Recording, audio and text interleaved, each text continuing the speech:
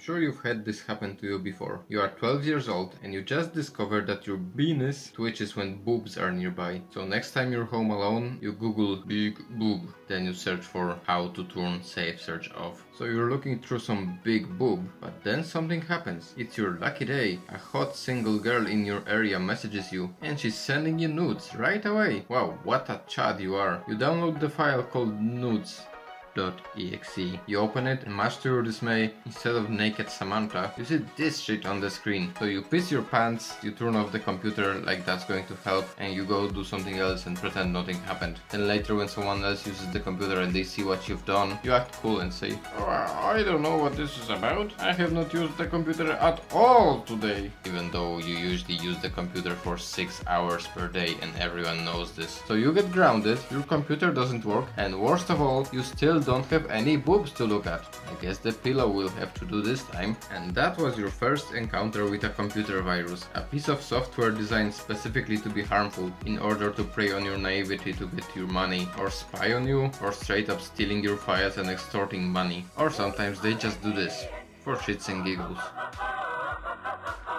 In the history of the internet, few viruses stand out from the crowd as more destructive and clever than the rest, and I'm here to show you a few of them. I Love You was a virus distributed through mass email. The email contained an attachment called loveletterforyou.txt.vbs. If you downloaded and run this file, it would replace random files on your computer with itself and use your email software to send another "I love you" email to all your contacts. It spread like wildfire, infecting about 10% of internet connected computers at the time. Now you might think this isn't really an interesting virus. I mean, it's just emailing someone a destructive program that they run willingly, boring and predictable, right? Well, I think it's interesting because of its simplicity. Something this simple should not work so well. But there's something I haven't mentioned yet. This whole thing happened in year 2000. At the time, email services had very poor spam filter, or none at all. Antivirus software wasn't widely used, and the internet was relatively new, so people didn't know what the fuck is going on. They didn't know malware's even a thing. They saw a love letter from someone they possibly knew, and they wanted to open it right away, not suspecting a thing. So not only did they break their computer,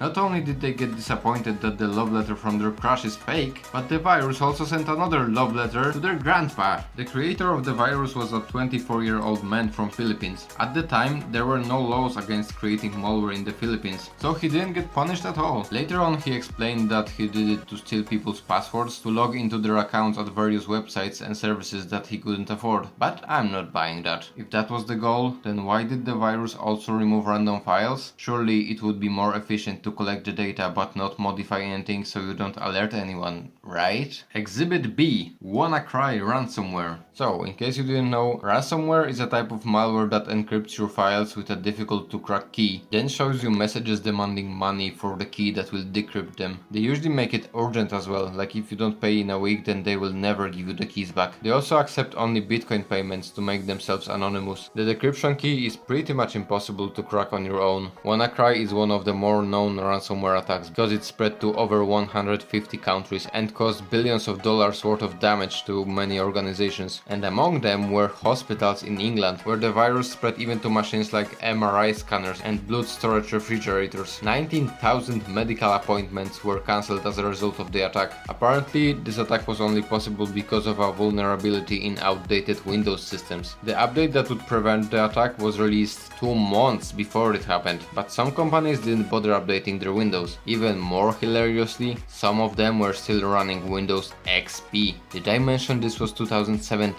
I get it though, I myself have been postponing my Malwarebytes update for over a year now, because I'm not gonna wait 30 seconds for a restart, are you kidding me? I don't have time for this. Oh, and by the way, I was curious if the decryption key thing was legit at all, so I checked, and yes, apparently they did return the keys once the ransom was paid. Listen, if you have any files that you really care about, make sure to back them up somewhere once in a while. If I was a bigger YouTuber right now, I would probably be sponsored by some backup software company and I would tell you to use their product, but I'm not. So save it on a CD, or a floppy disk, I don't know.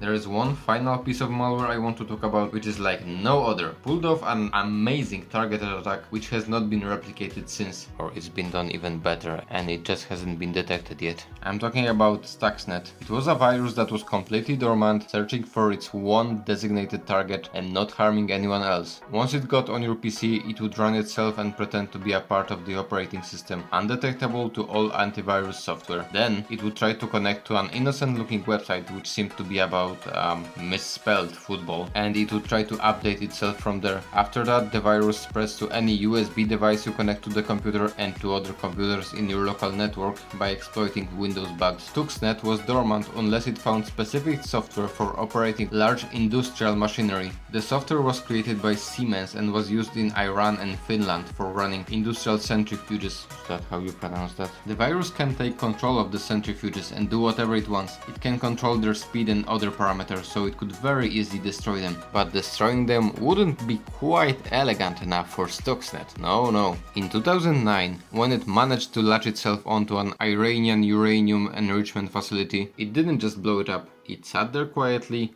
recording the input and output data. Then one day it adjusted the centrifuge's speed just a little bit and increased the gas pressure inside them. Nothing too crazy, but just enough to ruin the batch. While this was happening, it was also replacing the input and output data on the screen with the normal data it recorded earlier. So if someone were to check why there are suddenly problems with the uranium, they wouldn't see anything odd. The input and output shown were perfectly normal, and let's say they thought that the computer is at fault and they replace it. Fine, they connect a new one and it gets the virus right away because it's on the same network as the rest of the facility, which is also infected. Whoops. This ended up destroying about 1000 centrifuges before it was detected, which affected the uranium yield tremendously. Stuxnet managed to sneak through multiple layers of digital security and somehow found its way to its target, a uranium enrichment facility in Iran. Then it tricked the people working there for months, not even giving them a hint of what's wrong. It is by far the most impressive case of a cyber attack, and I love it. Do you have any personal stories of catching something nasty on your computer? Or maybe your family member? Your grandma maybe? I bet she caught something when searching for dirty knitting patterns. Naughty.